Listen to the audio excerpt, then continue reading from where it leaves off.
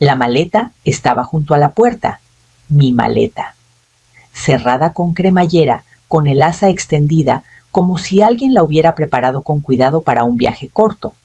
Pero no había destino, solo una salida. Isidro estaba en la cocina, con los brazos cruzados, todavía con esa sonrisita arrogante que había adoptado desde que el cheque entró en su cuenta. El dinero de la lotería apenas había llegado, pero ya su tono había cambiado por completo. «Ya puedes irte, mamá», dijo sin siquiera mirarme a los ojos. «Esta casa, este dinero, es mío. Yo gané, no tú».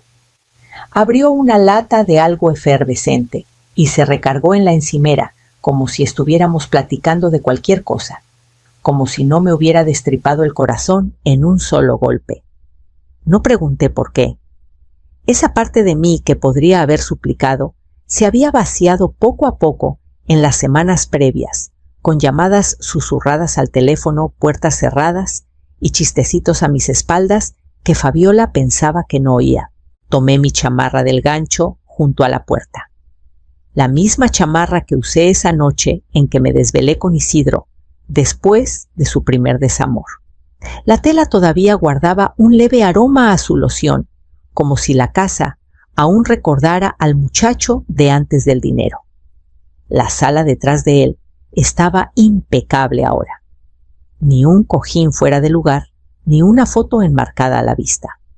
El viejo librero que compré de segunda mano había desaparecido, reemplazado por una pantalla plana que ni me atrevía a tocar. Me detuve mirando más allá de él por última vez.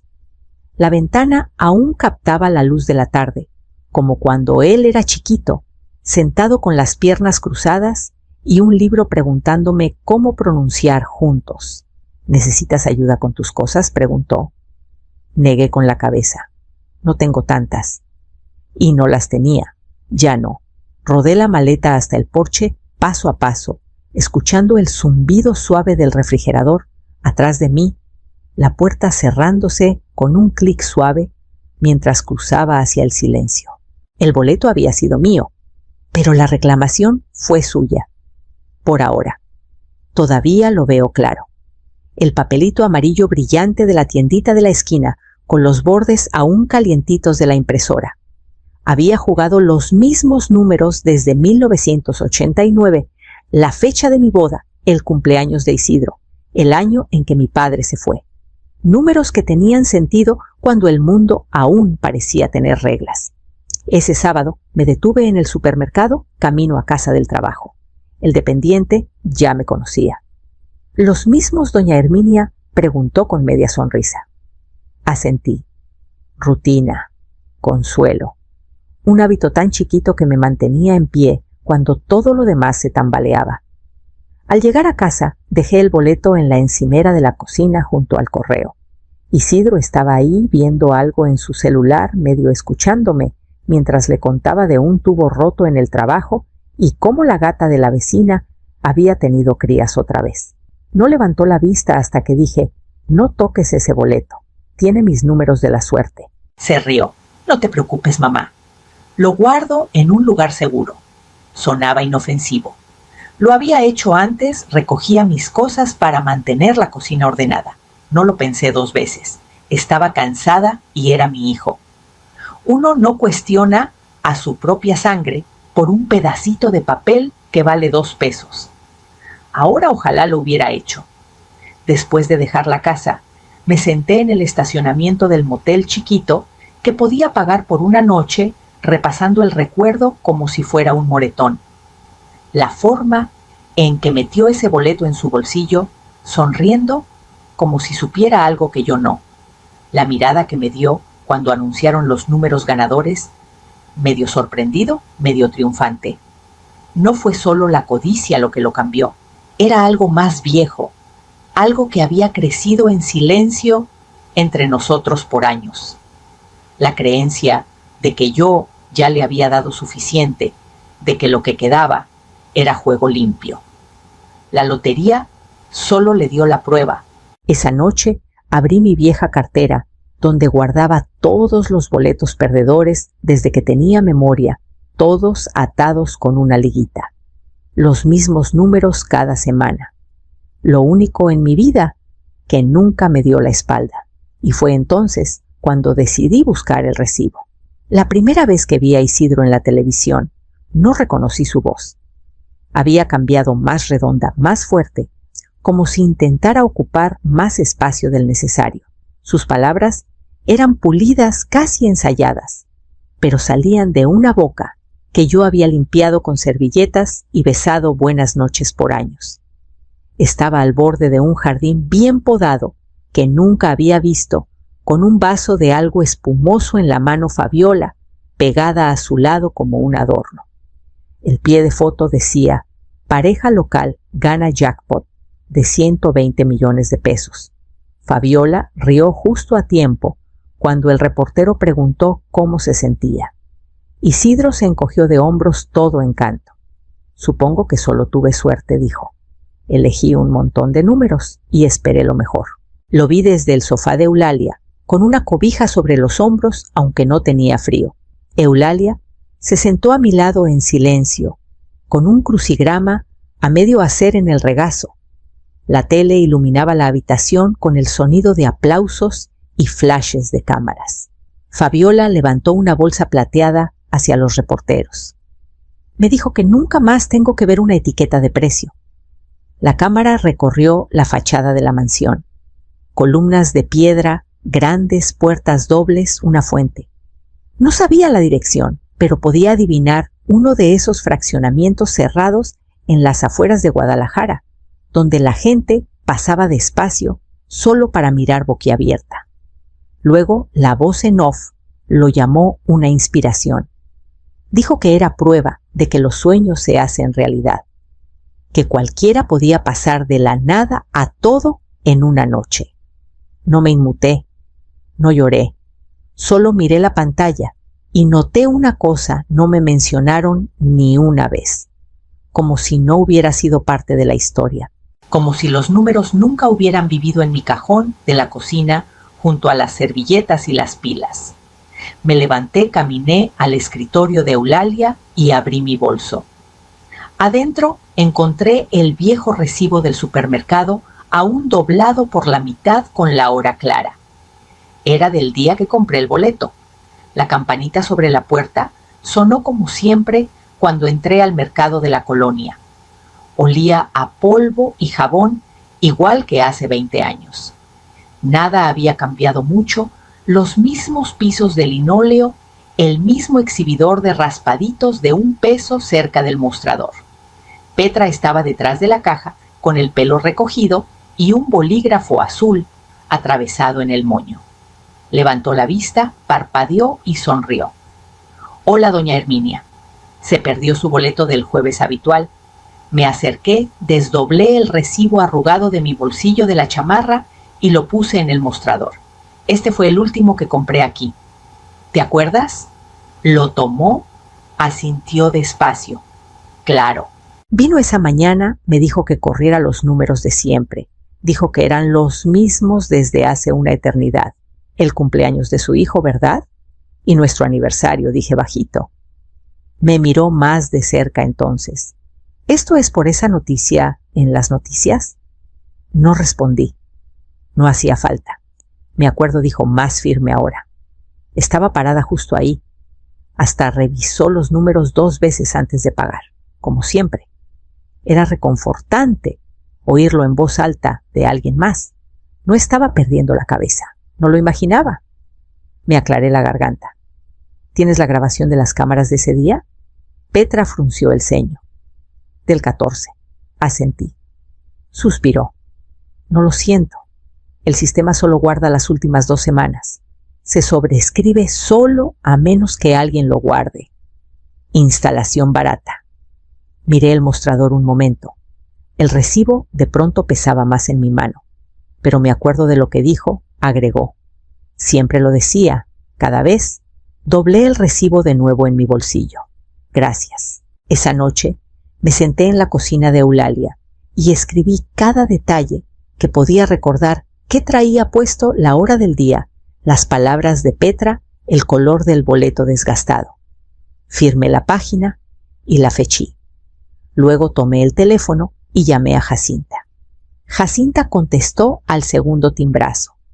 No había hablado con ella en más de un año, tal vez más, pero atendió como si no hubiera pasado el tiempo.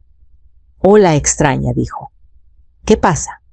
«Necesito tu ayuda», dije, «y necesito que me creas antes de explicar». Se quedó callada un segundo. «Está bien, te escucho». Le conté todo.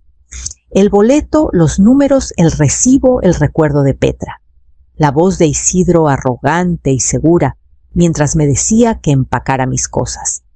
Le conté de los clips de noticias, la mansión, las bolsas de diseñador de Fabiola, y cómo los números ganadores coincidían con los que había jugado cada semana por décadas. Jacinta no interrumpió.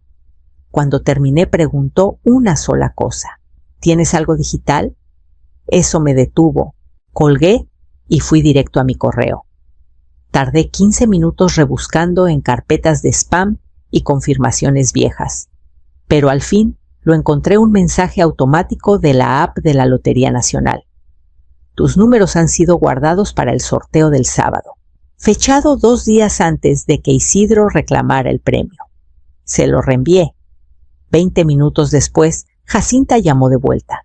«Eso es sólido», dijo. «No todo, pero suficiente para empezar. Mantén la calma y documenta todo, sin contacto con Isidro, sin amenazas, sin drama. No le he dicho una palabra desde el día que me corrió. Bien, sigue así». Me guió por los pasos: redactar una declaración, adjuntar copias del recibo, el correo y una nota notariada, describiendo mi patrón habitual de juego. Ella se encargó de la queja formal a la comisión de lotería. No era una demanda aún, no oficialmente, pero ponía el reloj en marcha. «No eres la primera a la que aprovechan», dijo. «Pero la mayoría no tiene nada para probarlo. Tú sí». Después de colgar, me senté en la mesa de la cocina de Eulalia, escuchando el zumbido suave de su refri. Saqué mi cuaderno e hice una lista de cada cosa que Isidro había movido o tocado el día que compré ese boleto. Luego, escribí la fecha en que aparecería en su portón. El portón era más alto de lo que recordaba, o tal vez nunca había estado tan cerca. Isidro no me había invitado desde que entró el dinero, ni siquiera para un cafecito. Me paré afuera de las rejas de acero, con la grava crujiendo bajo mis zapatos, y apreté el botón de llamada. Un momento después, el altavoz crepitó. La voz de Fabiola, dulzona y filosa. «Sí, soy Herminia». Hubo una pausa. Una risa.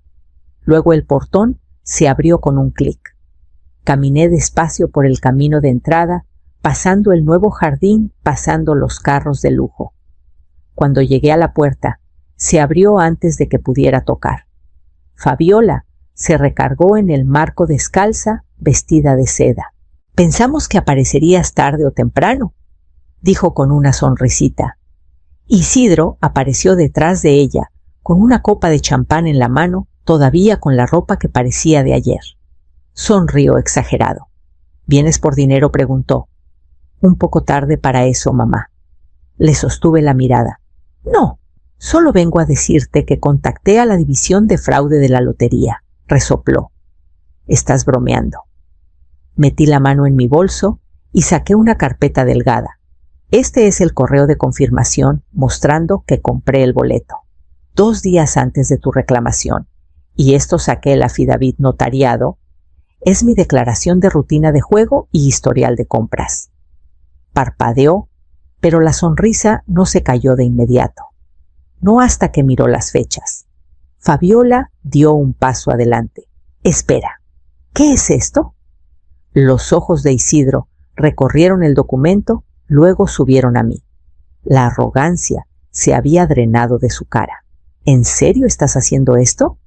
Tú dejaste claro que no era parte de tu futuro», dije. «Así que solo me aseguro de que el pasado quede documentado». Le entregué la carpeta. «Te sugiero que se lo mandes a tu abogado». Luego me di la vuelta y me fui el clic de mis zapatos contra la piedra más fuerte de lo necesario. Para cuando llegué al portón, no necesitaba voltear para saber que seguían parados ahí mirando. El silencio me lo decía todo. La llamada llegó justo después de las 7 de la mañana. Vi la pantalla iluminarse Isidro celular y la dejé sonar hasta que paró. Un minuto después llamó de nuevo. Luego otra vez. Sin buzón de voz. Sin mensaje. Solo silencio extendiéndose entre cada intento como si no pudiera obligarse a decir lo que quería con palabras. Ya lo sabía. Jacinta me había reenviado el correo. La noche anterior, la comisión de lotería estaba revisando oficialmente ambas reclamaciones. Mi affidavit, recibos historial de compras y confirmación de la APP habían pasado la revisión inicial. La de Isidro quedaría en pausa hasta nuevo aviso. Regresé a lo de Eulalia esa tarde. El sol brillaba y el aire tenía ese mordisco fresco que siempre llega antes de que la primavera se instale de verdad. Subí las escaleras al departamento, sobre el garage, abrí la puerta y dejé que el silencio me envolviera. No había mucho, un sofá, una lámpara, una mesita de segunda mano que usaba para escribir.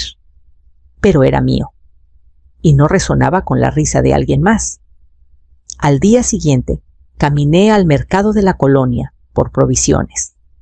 Petra estaba detrás del mostrador tarareando para sí misma igual que siempre. No preguntó nada, solo cobró lo de siempre, me pasó una taza de café por el mostrador y guiñó un ojo. De la casa. Sonreí, dije gracias y metí el recibo en el bolsillo de mi chamarra. De vuelta en el departamento, llevé la taza a la ventana. Vi pasar los carros. Vi niños camino a la escuela, arrastrando mochilas como anclas. Mi teléfono vibró de nuevo. Otra llamada perdida. Sin mensaje. Lo puse boca abajo en la mesa y abrí mi cuaderno. Y todavía había más que escribir. No para la corte, no para evidencia, sino para mí.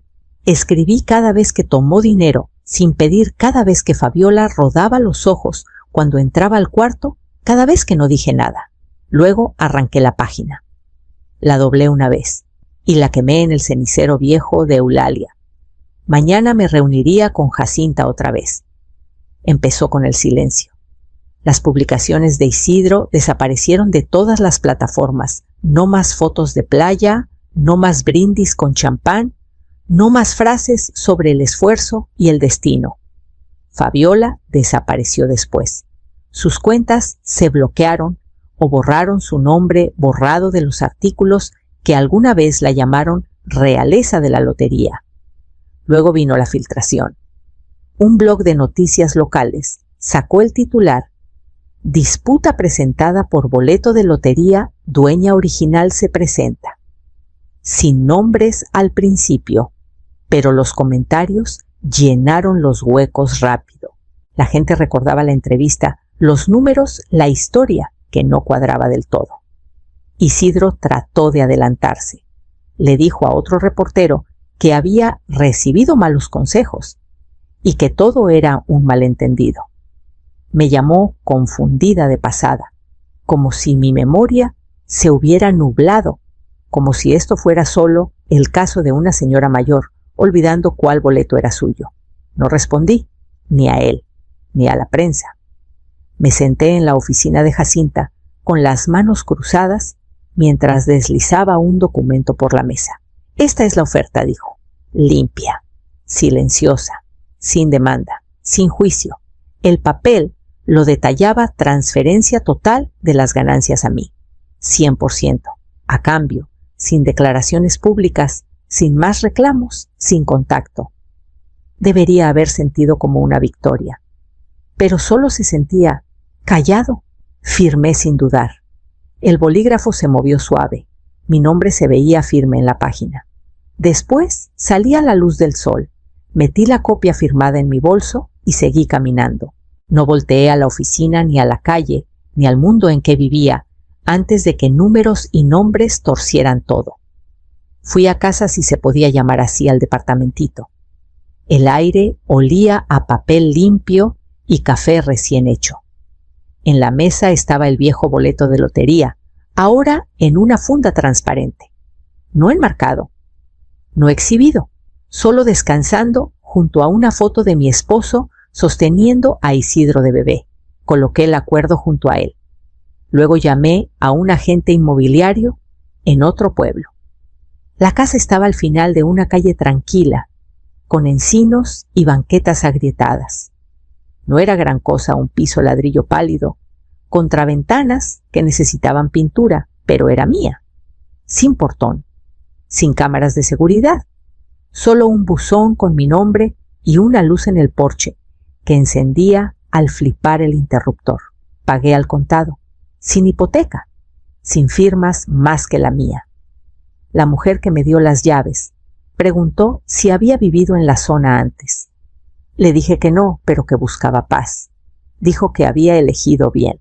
2 días después de mudarme, fui a la biblioteca del pueblo. Olía a papel y a brillantador de pisos, y la de la recepción sonrió sin razón.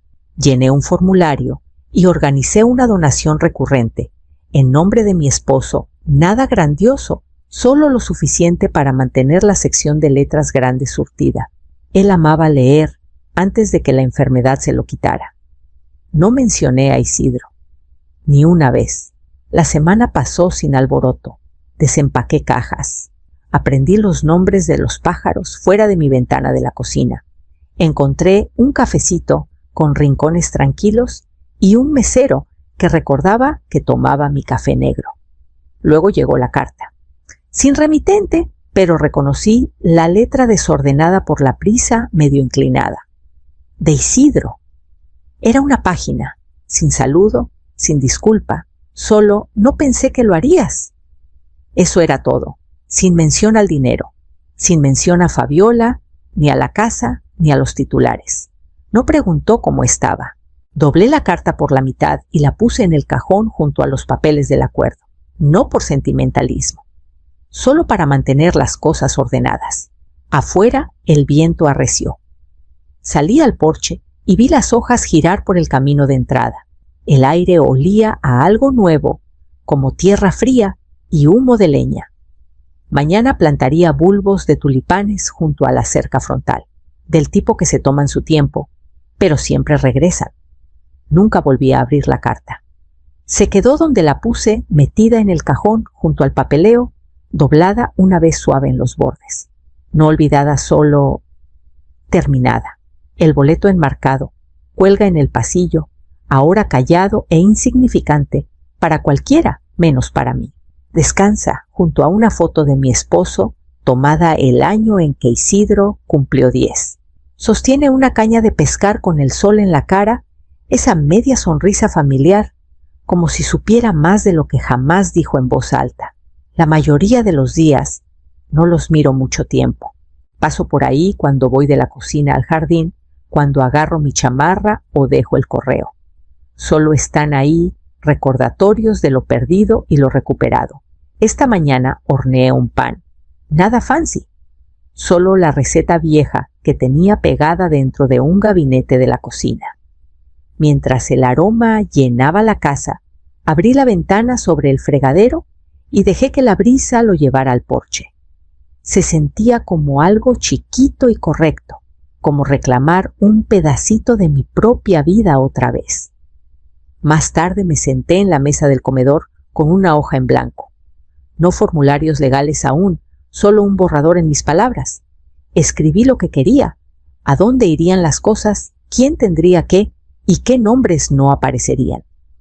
El de Isidro no estaba, no por rencor, solo, ¿verdad? Él hizo sus elecciones, yo las mías. Cuando el pan se enfrió, corté la punta y envolví el resto para Eulalia.